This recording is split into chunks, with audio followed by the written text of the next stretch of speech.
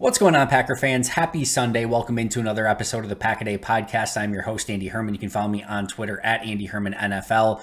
Thanks so much for joining me today. By far, in a way, the most excited that I've been to talk to you about a Packers practice so far. Practice 4 is now officially in the books, and there is a ton to go over. Before we get there, one news and note for the day, I guess if you want to call it, one transaction. Packers did claim center James Empey. He was formerly with the Tennessee Titans. He was a center out of BYU. He was in the 2022 draft, so not this draft, but the previous draft. Again, claimed off of waivers from the Titans. They just let him go. 6'3", 297 coming out of college. Only a 2.58 RAS guy, or relative athletic score, so only a 25th percentile athlete, which is not what Green Bay normally likes to do. They love those high-end athletes, but center's a little bit of an interesting position. A lot of times high IQ guys can go very, very far. Apparently, this is a guy that they liked in a variety of different ways. One of the things that had him stood out as a college prospect, if you're into these sort of things, PFF had some extremely high grades on him in college for specifically his pass protection, but they were very high on him overall with their grades coming out of college. So he will likely take that Jonathan Garvin roster spot. Remember, they released him a couple days ago. That roster spot had not been filled, so this would seemingly be that. We'll see if there's any other additional transactions on Sunday or Monday, but for now, James Empey will take that spot, and again, he plays primarily center. Remember, they just released Scaife a couple days, or what, I don't know, 4, I don't know, however many days ago it was, but so he's gone, so now this adds an additional body to that offensive line room, and specifically at the center position. All right, enough about that. Let's get into our notes for the day from day 4 of Packers practice. Players not practicing, still the same 4. Rashawn Gary, Eric Stokes, Grant Dubose, and Dontavian Wicks. So still great news that it's only 4 players. Obviously, you'd love to see those 4 players back at some point. Gary and Stokes probably still a little ways away. Dubose and Wicks, we're going to have to wait and see. The one piece of good news there is that Dontavian Wicks was around the team a little bit more. He, in fact, did bike down and was signing autographs. So apparently, clearing some aspects of that concussion protocol, not having to be away from the team or, at his house or anything like that. So, some good signs there, and hopefully he's able to return to practice sooner rather than later. Your starting offense for the day, and this was like the very first starting offense, so of course guys are rotating in and out, but was Jordan Love at quarterback, Aaron Jones at running back, Christian Watson and Romeo Doubs at wide receiver, Luke Musgrave and Tucker Kraft at tight end, so he got some time with the ones today. David Bakhtiari at left tackle, Elton Jenkins at left guard, Josh Myers at center, John Runyon Jr. at right guard, and Zach Tom at right tackle. So it was Tom back at right tackle, and interestingly enough, Tucker Kraft getting that spot at the second tight end spot for the day. Devontae Wyatt, Kenny Clark, and TJ Slayton along the defensive line. Preston Smith and Justin Hollins on the outside linebacker positions. Devondre Campbell and Quay Walker inside linebacker. Jair and Razul, Ford and Savage. So the same basic 11 that we've seen almost day in and day out. They've switched that Hollins spot up a bit, but he got the initial start. We did see quite a bit more of LVN, Lucas Van Ness with the starters. More on that in just a little bit. All of that being said, starters and everything else, we of course want to start with Jordan Love. And Jordan Love had a fantastic day. Now, I thought that this was, some of the best throwing of the football that I have seen out of Jordan Love in his 4 seasons. I didn't know if I was going to be alone in that assessment. I want to be clear. I had to leave a little bit early from practice, so I didn't get to see the end of it, including that final 2-minute drill from Jordan, which included his play of the day. Thankfully, there was some contraband video of that play, so I could check it out on Twitter afterwards. But I got to see the vast majority of his day. But it was not just me that was impressed with his day. Bill Huber said, first and foremost, this is one of Jordan Love's finest days in his 4 years with the team. Matt Schneidman said today was Jordan Love's best day of camp and arguably the best day I've seen from him since he arrived in Green Bay. And Rob Domofsky said Jordan Love had his best practice of training camp and maybe of any of his camps. So I was not the only one that had been impressed with Jordan Love on this particular day. And it started very early. So I want to go through his day when I was there, first of all. So first play action, hits Watson in stride, maybe a little bit wobbly on the ball, but Watson catches it in stride. And that Watson had to go down to get it. I don't know if that was intended or not, but either way, it was a solid strike over the middle of the field, put it in a spot where Watson could get it. Watson made the sliding reception for about 15 yards. Second play, play action, hits Toure in stride on the left-hand side, and this was rolling to his left, throwing off balance because it's got to, kind of go across his body a little bit. But he makes a great play or a great throw on that specific play, and then hits a deep crosser to Jaden Reed for about, I would say, 20-ish yards on that specific play. And I want to pause it right there because at that point in time, there was a tangible feel of like, oh, he's feeling himself already in those first three throws. And a lot of the beat writers and stuff like that, they will track like his completions and incompletions and like, that for the entirety of the day. I don't necessarily do that. I more just want to get you guys the big plays that happen and sort of try to keep my eyes on everything that's going on. I stopped right there and started tracking because you could tell right then and there, 3 passes in, that he had a level of confidence to him on this day, and you could tell he was feeling himself a little bit. So that was his first 3 throws. Again, complete to Watson over the middle, complete to Toure rolling to his left, and then hit Jaden Reed for about a 20-plus yard crosser over the middle of the field. He then hit Romeo Doubs on a slant, had a slight overthrow, probably one of really only his kind of mistakes for the day. Had Christian Watson, it looked like, with maybe a half a step on kind of like a deep corner route. Missed that by just a little bit. Hit a deep out route to Samori Toure, hit Dylan in the flat complete, and Dylan was able to make a nice move and get upfield. Razul then had a pass break up to Romeo Doubs. Maybe was like telegraphed the short pass a little bit, but again, credit Razul on the play, and he was able to bat that ball away. Complete to Watson in the flat. Jair was all over it. That was just a 1-yard pickup. But I think at this point we're 8 of 10, or actually maybe the next one. So TJ Slayton is all over a screen pass to Luke Musgrave, but we're now 8 of 10 on the day so far. A couple short ones mixed in, of course. Then had a short pass to Samori Toure. Nice run after the catch on that one. He's now 9 of 11. Then a little bit of a miscommunication between Love and Watson over the middle. The ball falls incomplete, 9 of 12. Wyatt then had a pressure on the play. Inigbari probably cleans it up for a potentially would-be sack. The play continued, and Jordan Love was able to find Jaden Reed down the field. So if you want to count that one, 10 of 13. And then Romeo Doubs on a slant over the middle from Love on that play. Ford may have come screaming down the field, may have been able to, knock, Dobbs' head off on that play if it were actually live. But overall, still a nice completion to Romeo Doubs over the middle. And at that point, he was 11 of 14 on the day. And I'll say it again. Some obvious small completions, hit Dylan in the flat, hit Toure for a short one, Watson for a short one, Musgrave on a tight end screen. So it's not all of these that are just like, 25, 30 yards downfield, but we did see the deep crosser to Jaden Reed. I mentioned the first one was about 15 yards to Christian Watson on a sliding reception. And like overall, you could just tell the level of confidence that he was playing with. Then in 2-minute drills, as I mentioned, I had to leave a little bit before the 2-minute drill started, but he would then hit Samori Toure on a 33-yard completion on 3rd and 3. If you can find per Big B on Twitter, nice job, I guess, Big B. He is like wanted man number 1, I think, at Packers practice right now, but I think that was his last day of practice, but I digress. 33-yard completion from Love to Toure. Gorgeous pass. 2-minute drill, 3rd and 3, so high pressure situation. Ultimately, the 2-minute drive would stall out at the 1-yard line. Apparently, the offense thought Patrick Taylor got in for a rushing touchdown. The defense didn't think he did. They called him short, and then Love would complete to Luke Musgrave, but he would also get down short, and ultimately they had to settle for a field goal. On that specific drive, Love was 4 for 7 for 60 yards, apparently, according to the beat that was remaining there for the day. But overall, per Rob Demovsky, 16 for 22 on the day overall, and a very, very nice day from Jordan Love. Now, Samori Toure on Jordan Love's throw said, quote, "It was literally a perfect ball. It can't be more perfect than that. If he throws it any more outside, it's out of bounds. Any more inside, the safety makes a play on it. He put it in a perfect spot."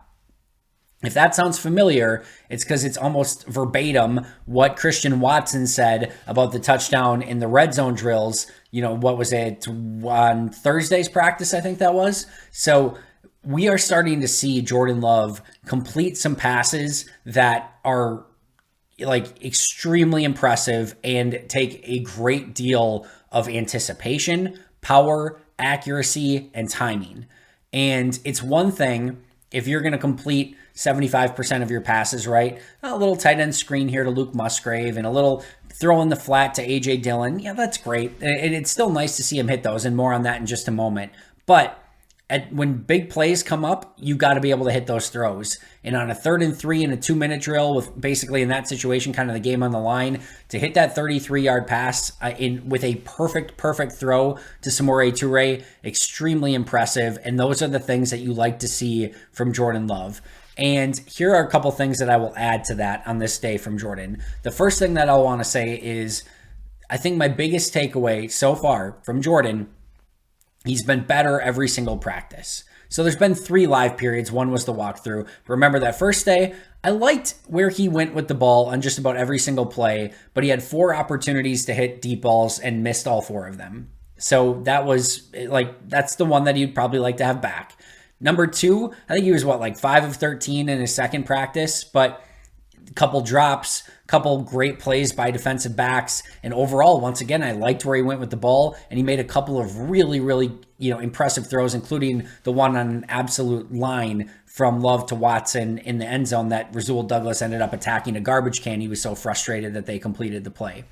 And then, day 3 was walkthrough. Then day 4, his third opportunity, again, he has a fantastic day, plays within rhythm, plays within the offense, but hits those big throws when given an opportunity as well. That's what you're looking for, but it's that progression from day 1 to day 2 to day 4 that's been giving me the most confidence so far. And if you want to talk about a day from Jordan Love that should start giving you some confidence, this was it, because he spun the ball really well. I thought he was extremely accurate with the football. I thought he, again, delivered with timing and anticipation. I thought he went through his progressions. No real big mistakes at all, no potential interceptable passes or anything like that. There was the one play that got batted down by Rasul. If Rasul was maybe a hitch quicker, maybe he could have taken it, but I didn't read it that way. I thought it was just a nice pass breakup by Rasul. Overall, really liked what I've seen so far. And I'll say this one more time. He's played within the rhythm of the offense. He's going through his progressions, and he's had answers for this defense. Now, it's Joe Barry's defense, who hasn't had a lot of turnovers so far through the first few days of training camp and things like that. So it's going to take us seeing this consistently when the pads come on, and then in preseason, and then in regular season ultimately. But so far, I've been so impressed with the fact that he knows where to go with the football and has answers to what the defense is asking him. And that's one of the biggest things that you can have at this point for Jordan Love. He seems extremely confident and knowing where to go with the ball. And what I've seen out of him is, you talk about those first few plays to Watson and Toure and the ball deep to Toure. He's going through right away, right? So he's taking the snap, getting his eyes downfield, and he knows where he's supposed to go with the ball. He's checking to see if he can hit some of those big completion plays. And it's the old adage, you go touchdown to check down, right? But you're looking for those big plays, and then you're coming to your second read and then your third read. And then if it's not there, he's shown a couple different things that he can do in those situations. I thought today he did a really nice job just hitting those checkdowns. Oh, I got A.J. Dillon right there in the flat. All right, quick to Dillon. Dillon makes a move, gets upfield. Nice pickup. He hits Samori Toure, same thing. Samori Toure is open in the flat. He hits him. Toure makes a move, gets upfield. Nice pickup. He went first for the big opportunity, didn't think it was there, didn't see it open. So he's like, all right, what's my next opportunity? And he took the check down and lived to see another day for one of those big play opportunities. That's what I really like of him. And in other days, he's tried to navigate the pocket and done so successfully, kept the play alive, kept his eyes downfield, looking for opportunities. And on other opportunities, he's just scrambled on the play and picked up first downs. And on, I think, probably Thursday would have had probably at least close to a touchdown scrambling in red zone period. So the fact that he's looking to go through those first couple opportunities to see if he can get those shots downfield, doesn't see it, comes to his next read, and sometimes is completing those. And in other times, he's just either taking the check down or buying some time and then maybe scrambling if he needs to. But the fact that he has all of those things in his arsenal, the opportunity to try to hit the big play first. If it's not there, go to your second read. That's not there. Do I have a check down? That's not there. Can I buy time, or do I need to scramble upfield? And the fact that he's had those answers, that he's played within the rhythm of the offense, done what the offense has basically asked him to do, and limited turnovers, the one interception off a really great pass breakup by Jair Alexander that was unlucky for the offense to bounce up and go right into the hands of Devondre Campbell. I am very, very much impressed with Jordan Love's decision-making, his timing, and his rhythm within the offense. And the numbers, there's still some things he needs to do better, right? Completion percentage through 3 practices needs to be higher. He needs to hit those big plays down the field that he missed in his first practice. Pads aren't on yet. It's not perfect. It's not A+, but this was a very, very good day from Jordan Love. And if we're starting to stack the days together and put everything together, I'm going to repeat myself and you're going to hear it again if this continues.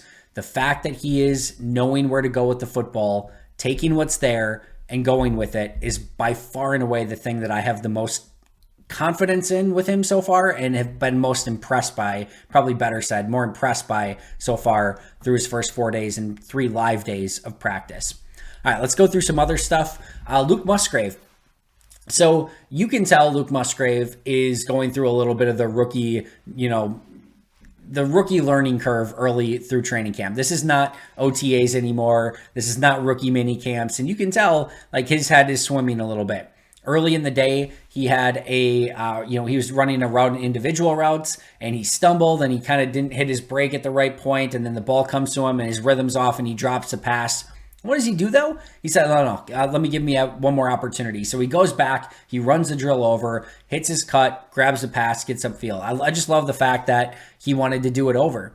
And then I think my big one for the day, and we haven't seen those big plays come from Luke Musgrave yet. Remember the first day he got open downfield, had the opportunity, and Jordan just underthrew him a little bit. But today was the first time I saw him really get physical as a blocker. And he came up and he had Kenny Clark of all people, and he got up there and he got physical with Kenny, and it opened up just a little bit of space for the running back. The running back was able to get upfield, and that was in large part because Luke Musgrave got physical with Kenny freaking Clark and came out not worse for the wear for it. So that is a positive sign for Musgrave. Like I said, you can tell he's going through it a little bit and trying to learn all the pass protections and the run blocking and everything, right? But I thought that was a very impressive play and hopefully something that he can build on as a blocker moving forward.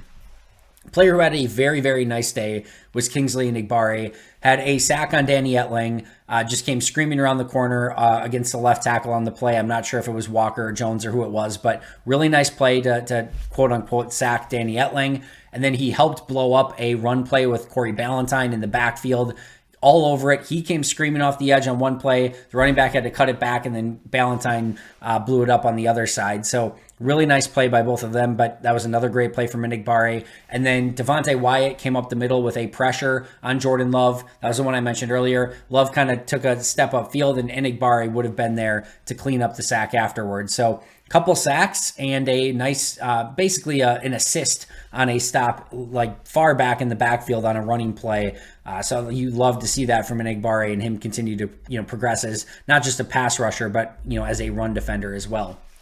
Keyshawn Nixon lined up with the offense. We've been asking for it. We've been calling for it. It was one of my, maybe 2 months ago, I did like some creative ways that they could use players this year. That was one of the ones that I suggested. Keyshawn Nixon lines up in individual drills with the wide receivers on offense. Make of it what you will. I will say this. Keyshawn has a ton on his plate right now. He is the starting nickel corner. He is the primary kick returner. He's probably battling with Jaden Reed a little bit to be the primary punt returner. He was the number 1 gunner today on punt special teams. And my guess is he's probably on the kickoff coverage team as well. We don't get to see a ton of it because he's usually back returning the kicks, but there's a good chance he's on that as well. Like adding offense to his plate in any capacity, that we're starting to talk about a lot on Keyshawn Nixon's plate. If anyone can handle it though, I'm not so sure that it's not Keyshawn Nixon. He did have an injury scare. We'll talk about that in just a little bit, but thankfully he was okay. Another special teams note, Daniel Carlson starts 0 for 3 in it was the 45 to 48 range, I want to say, but 0 for 3. Then he gets an opportunity from 50 plus on 3 kicks, goes 1 for 3. So he goes 1 for 6 on the day. And then he did make like a 18-yarder because it was at the 1-yard line in the 2-minute drill. So 17 yards back from that. So like an 18, 19-yarder to, quote unquote, win that period. But that leaves him at 2 for 7 for the day, with one of those being literally the easiest kick that you can have on the field. So 1 for 6 prior to that. Not a great day for Daniel Carlson. That was his first rough day. Overall, he'd been really good, at least in the parts open to the media, in OTAs, minicamp, and training camp up to that point. He was 5 of 6 the other day. So now we're at, 7 of 13. That's obviously not good enough, and that's something he's going to have to improve upon greatly. Now, part of those were long field goals, right? I think there was also one that was a couple snaps that were a little bit off on this given day, but you got to figure that stuff out, and that needs to be better. It's great that he has a great leg. It's great that he has the power, but the accuracy is what's going to make or break Daniel Carlson as a kicker. Easy for me to say. And if he can't make those kicks, then Green Bay's going to have to start looking around and see if they need to go in another direction. Way too early to even really say that, but a rough day for Daniel Carlson, to say the least. All right, LVN. I talked about him earlier. Got some significant snaps at the 1. He had one of my favorite plays of the day, and just a phenomenal play overall. He was going up against Josiah DeGuara on the play, and Green Bay was running like a little bit of a fake inside run, and then Love was going to come outside and kind of run like I think it was more like a play action, but I think he had a little bit of like an option read on the play too.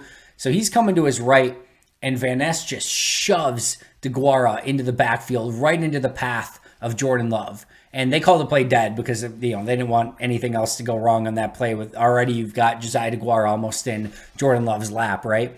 So they called the play dead at that point, but what an amazingly impressive play from Luke Musgrave to just literally shove Josiah DeGuara like 4 yards into the backfield, right into the path of Jordan Love, and like basically get a quote, what I would consider like a sack on the play, because they stopped the play dead right at that spot. So that was his best play of training camp so far. Like I said, he got a lot of time with the ones, played with the ones in the 2-minute drill as well. So that is a big step for LVN, and one that he made the most of. And he had a couple other nice plays in practice as well, but nothing that came close to shoving DeGuara up 3-4 yards in the backfield and literally kind of throwing him right at Jordan Love with no danger of anything. So don't worry about that, but really nice play for LVN there.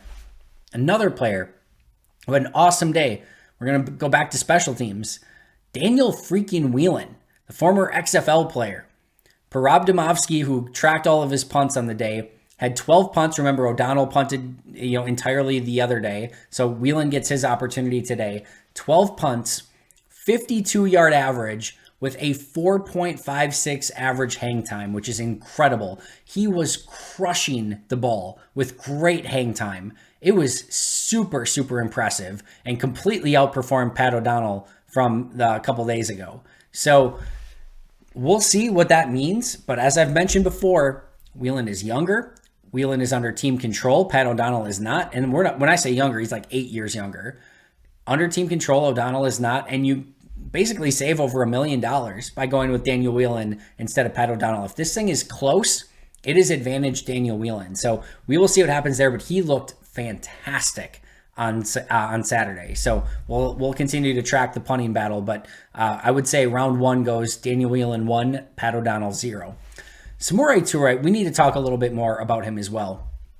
He had a phenomenal day. He had the early play, right out to the left-hand side. He had another play across the middle, the deep ball, the 33-yarder from Jordan Love. Like, he has been really freaking good. And the great news is that Jaden Reed's looked pretty good as well.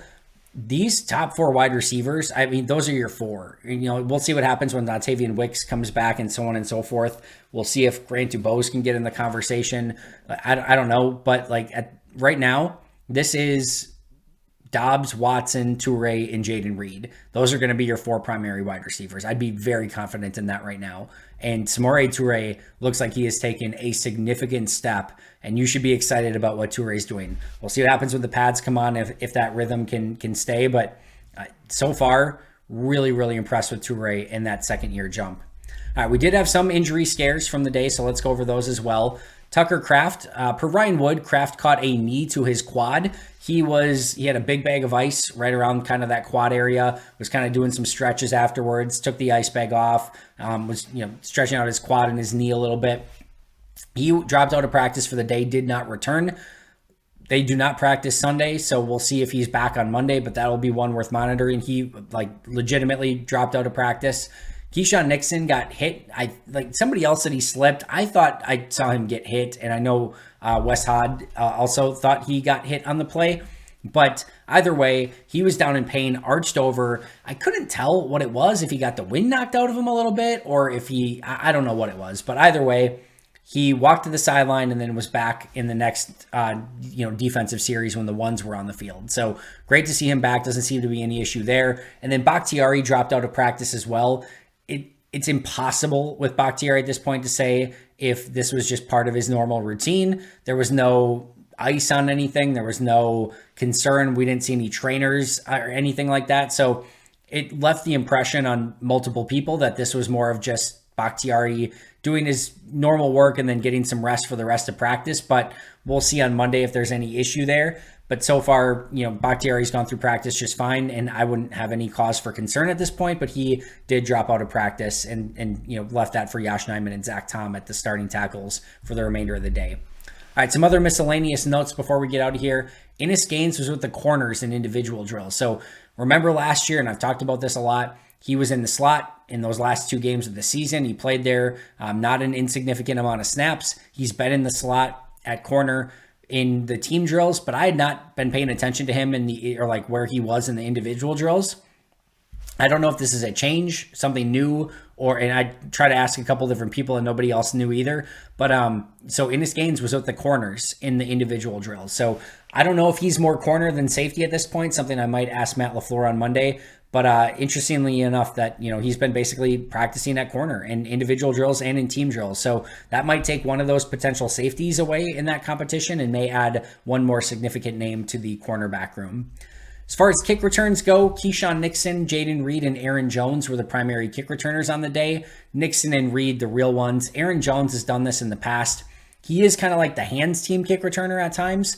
But overall, Aaron Jones has done this in previous training camps. He's not going to be a primary kick returner or anything like that. They've also done Aaron's kind of asked to be in some of the special teams drills from my understanding to just get more veterans and more energy and just showing that special teams is important to some of the younger players. If Aaron Jones and some of your veterans are out there on teams, it gives it a little bit more emphasis, right? So the fact that Jones is willing to do that and just kind of, be out there as well, I think just shows his leadership and who he is as a person. But I wouldn't get too excited about the possibility of Aaron Jones returning kicks.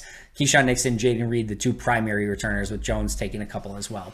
Thought this was the best practice for Lou Nichols. He had a couple really nice runs on the inside, showed good balance, good vision, a little bit of wiggle. I was impressed by him on the day. Emmanuel Wilson also had a really nice run. Big back, good vision. I like Emmanuel Wilson. I think he could be a nice practice squad player, but more importantly, Lou Nichols, 7th round pick. I thought he had a tough OTA minicamp and training camp up until this point.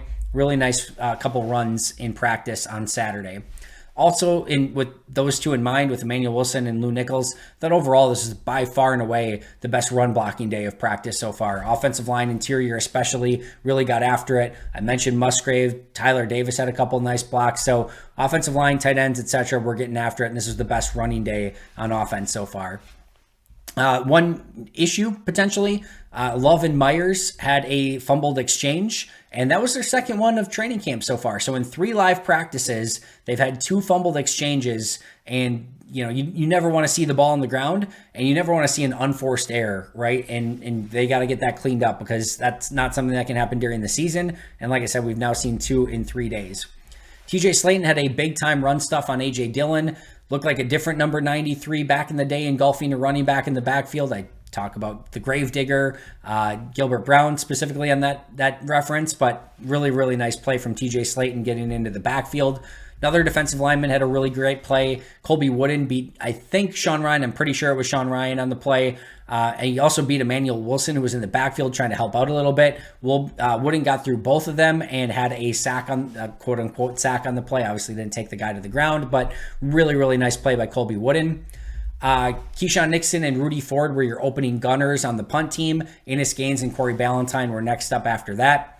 Carrington Valentine had another nice pass breakup on the day, and per Paul Brettel, Keandre Thomas had 2 pass breakups on the day. So some of those young corners coming along nicely.